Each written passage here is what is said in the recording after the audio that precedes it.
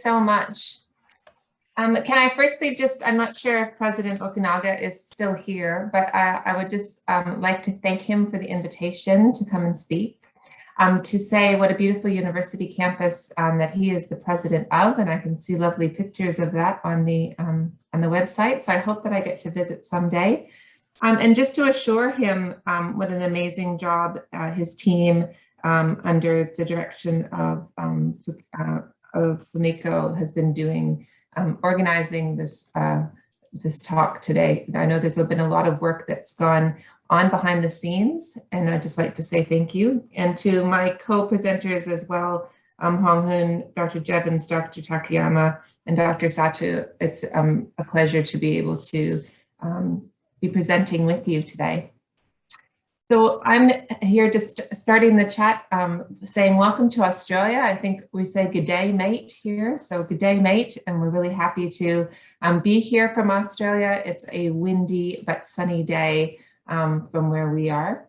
And today we would like to speak to you a little bit about from macro to micro, SOTL from Australian perspectives, and to give you a little bit of ideas about what we've been doing in our part of the world over here, and the perspectives that we have on our work. So I'm hoping that you can see slides. Can you just give me a thumbs up maybe, Colin, if you can see my slides or not yet?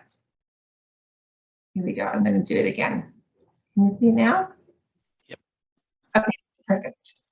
So we just thought that we'd start by showing you where we're from. So we are living in Australia. The first star that's here on the map, that's where I live. I live in a little place called Wollongong. It's about an hour south of Sydney, and I work at the University of Wollongong. And then just to give you an idea, Colin is in Melbourne, so right down near the bottom of Sydney. So we're not, of Australia, we're not very close together. We're close together in our spirit of teaching and learning, but not so much in distance. When we gather in Australia to do any talks, we always acknowledge the country where we're sitting. And so I'll start with my acknowledgement and then pass it to Dr. Jevons, and then he'll give his part of the speech and pass it back to me. So our acknowledgement of country is to pay respects to the traditional owners and custodians of the land. Where I'm coming to you from today is where the Wadi Wadi people are from, the Darawal Nation. And I'd like to pay my respect to the elders past, present, and emerging. I respect the land and the animals and the waterways from the roots of the earth to the top of the trees. And thank you for letting us learn and grow on the land. We try our best to protect it and understand that if we look after the country will look after us. Over to you, Colin. Thank you, Dr. Eady, and I pay my respects to the traditional custodians of the land from which I am speaking to you today, the Wurundjeri and the Bunurong peoples of the Kulin Nation. I regret the errors of the past from colonialization from people like me, and pay my respects to the Indigenous elders past, present, and because I'm an educator, particularly the emerging future elders.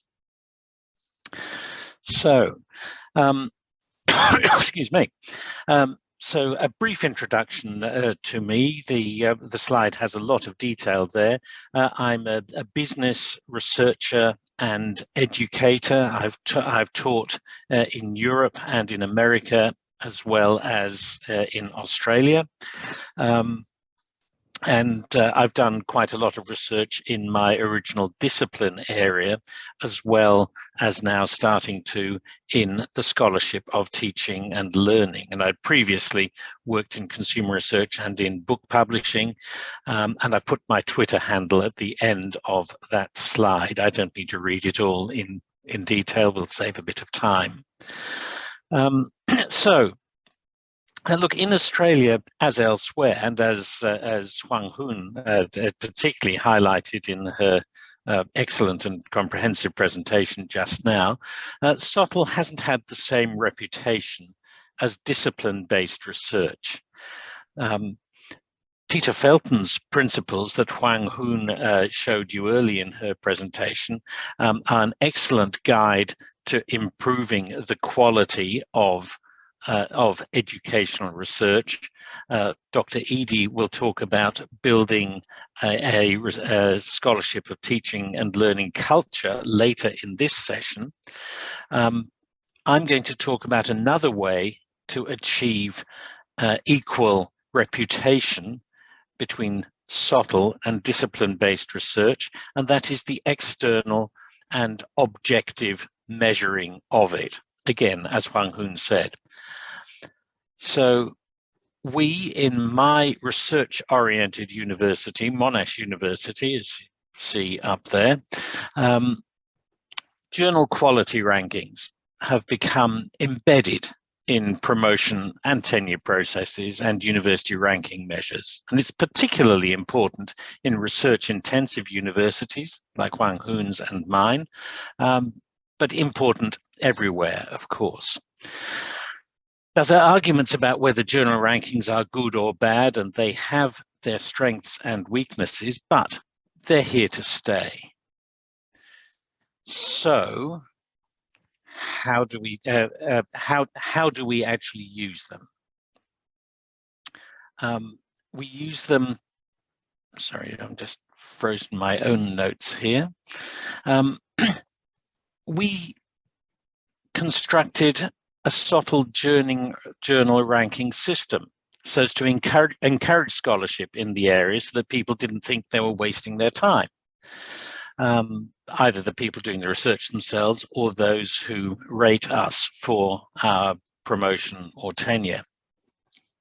And we have two sorts of staff. We have the conventional teaching and research areas, but we also have education-focused staff who spend more time teaching and less time researching in the discipline. This was mentioned both by Huang Hun and, of course, your university's president as well. So how did we do this? If we move to the next slide, we listed, thank you, Michelle. So we started by trying to do it easily. We listed all the teaching and learning journals which were classified highly. The A star is the highest rank, and then the A on our local discipline-based ranking list, the Australian Business Deans Council, and ERA, which is Excellence in Research for Australia. So that was easy to do, but it wasn't actually all that effective, because the Business Deans Council list didn't cover many teaching and learning journals. So it relied then on the Excellence in Research for Australia rankings, which, as you'll see, was more than 10 years old. So clearly out of date. So we had to do the hard work. We looked at 3 numerical metrics, as I say there on the slide, to measure the impact of a journal. So measuring journal quality. And we used those 3 most popular citations: the SNP, the SJR, and Site Score, which is put out by the commercial firm Elsevier. Any journal that was top 40, we called A star, top quality. These were not just business, so this now applies beyond business. We decided we couldn't actually restrict it to business because business people work, business educators work across a range of disciplines. So then we looked at the next 120 journals. We ranked them as an A, and then the next 140 got B. The balance then got C. That's consistent with ranking systems across the world and the Australian original ranking system. That left us with a huge number of journals, 1,463 of them to be precise. I cannot remember all their names. Ha ha. So we abandoned the use of codes specifying whether it was business education or any other form of education across disciplines. And this, we in the business school will be actually in the process of editing down, but it's a list that can be used by disciplines everywhere. So that 1,463 journals are now ranked by quality. And many of those, of course, have, as I said, have relevance beyond business education. I'm very happy to share the entire spreadsheet if people wish, but I'm not going to show it on screen now because you wouldn't be able to read it. It's got 1,463 lines. So that's what we did. I'm very happy to share. But now I'll hand back to Dr. Eady to talk about how she, well, to give her part of the presentation. I'm not going to say what she's going to say. Over to you, Dr. Eady. Thanks, Dr. Jevons. So from a macro level, that's one perspective of taking a look at journals and being able to rank them according to where to publish. And it's a great resource, a great tool for us to be able to use moving forward. So I sit now as the Vice President of Asia Pacific region for the International Society for Scholarship and for the Scholarship of Teaching and Learning.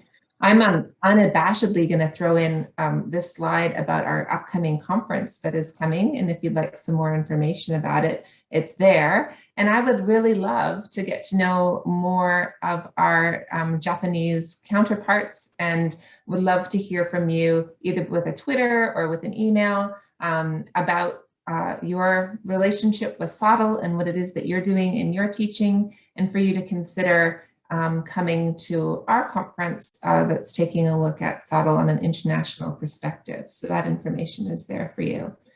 So I'm not sure if you can tell with the interpreter, but I have a Canadian accent because I spent most of my life in Canada.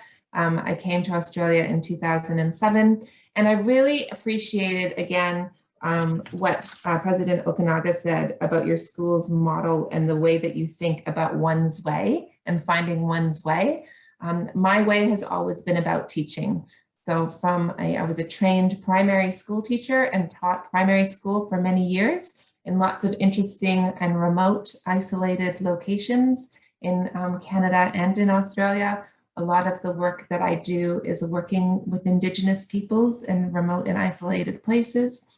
And I really enjoy, I guess, the part of my job that I love the most is the teaching perspective. And what I've tried to do is to help people who are like me, who love those moments when they see their students get a new idea, understand something, the light goes off in their eyes and you can see, and help them to know how to do that in their own classes. And also, I have a bit of an idea of working smarter and not harder, and trying to do research and do work around those aha moments when I see that my students are getting information, they understand, and they've made that connection because of the way that I teach. And as Hwan-Hoon said, so important to understand your students, how they learn, and then be able to facilitate your learning and adjust it to their needs. I have something that I say in my classes, and I teach teachers now. And what I say is a lot of the students say that you need to be fair, that everyone needs to get the same thing, that you need to be fair. And to me, the word fair does not mean that everyone gets the same. It means that everyone gets what they need to be successful. So fair doesn't mean that everyone gets the same. It means that everyone gets what they need to be successful. And as a teacher, as an educator, as an academic working at a university with students, it's our job to ensure that our students have that pathway to success. And that's something that I live by. So if you would like to Twitter with me, there's my Twitter handle as well. And there's also some information about me if you'd like to know some more about the work that I do. So at the micro level, there's a couple of things I want to mention to you, which I think are interesting. I think that we have two different types of SOTL. there will be a new publication that's coming out soon that's called Engaging the World Beyond Academe through the Scholarship of Teaching and Learning. So I think that Scholarship of Teaching and Learning is also public facing, that there's also people that are outside of academia that are affected, influenced, and that contribute to the Scholarship of Teaching and Learning. So thinking about it as public facing is important. And the other is this idea of academic social. And I really agree with what Huang Hun said about educating on a micro level and creating a culture of subtle.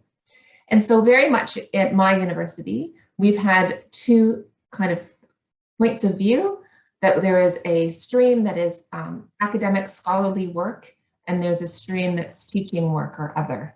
And I think the history too once said, you know, if you can't do real science, well, then you write about teaching. And so my view is to try to change that kind of perception. I still think that it hangs about, like Huang Hun said. And so I decided to create some subtle workshops to help my colleagues at the university who might not know what subtle means, to get them to come and attend, to have a discussion, and to learn a little bit about subtle. So that's something that I've done at our university now twice, had different groups of academics from all over the university. There are 4 workshops. They're an hour each. I tried to fit them into, you know, lunchtime and learn, so it wasn't taking out of people's teaching time. And we were taking a look at, you know, what is the Scholarship of Teaching and Learning, and how do you do it? And some of those academics weren't even aware that they were so involved. So we looked at key literature, the literature that Huang Hun mentioned, Boyer, Schulman, Felton, and assigned some free workshop activities to do. So they were hour long, there was 4 of them, and we called them Learning to Speak Subtle, Creating a Space for Subtle, Conducting Subtle Projects, and Disseminating Subtle Research. And there are a series of slides for each of those workshops where we invited people to come learn a little bit more about what subtle is and how it relates to what they do, and how they can become more involved and aware of the importance of subtle in their own work. And so that has been quite successful, and we've had quite a large number of staff that have gone through those workshops now. And I would encourage you to think about creating something that's similar to that, and inviting all different kinds of people at your academy to such workshops. So when we take a look at some of these academic works that we're talking about, we would really like to draw your attention to Boyer, to Bass, again, which Huang Hun talked about, to Hutchings and Schulman, the Scholarship of Teaching, New Elaborations and New Developments, and Felton's work that Huang Hun talked about as well. And it's really great to see that she did, because we didn't talk before this, and it's all fit really nicely together. These are all linked to this slide. So if you have these slides that have been sent to you, you can just click on that and it will take you to that paper, so you can find that paper. But back to you. Thank you, Dr. Eady. One example that we will show you here is a journal article that that I was involved with. I was co-author of it. Shifting from discipline-based research to the scholarship of teaching and learning. I was the junior co-author on this. My colleague, Dr. Snuggs, at Monash University at the time, basically had the idea, and I helped her to formalize it. SOME is the Scholarship of Marketing Education. And firstly, we discover there are not highly ranked journals for the Scholarship of Marketing Education generally. So what do? Do we create a new high-ranking journal? Well, that's easier said than done.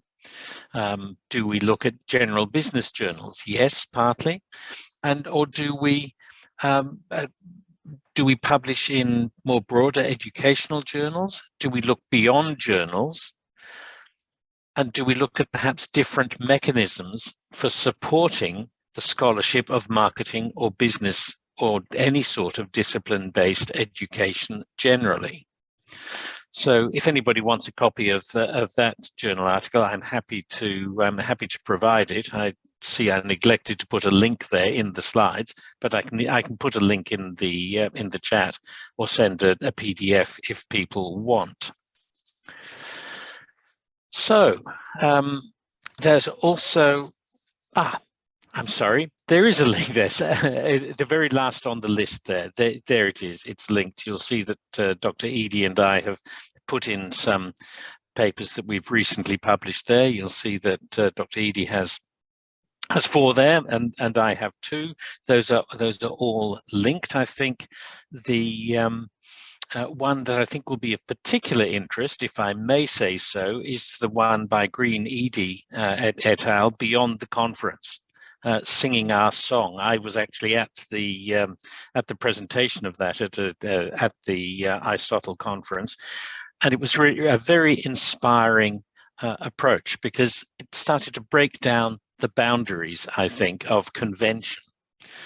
So I would encourage you to look at that, as well as other work by Dr. Eady and perhaps myself too.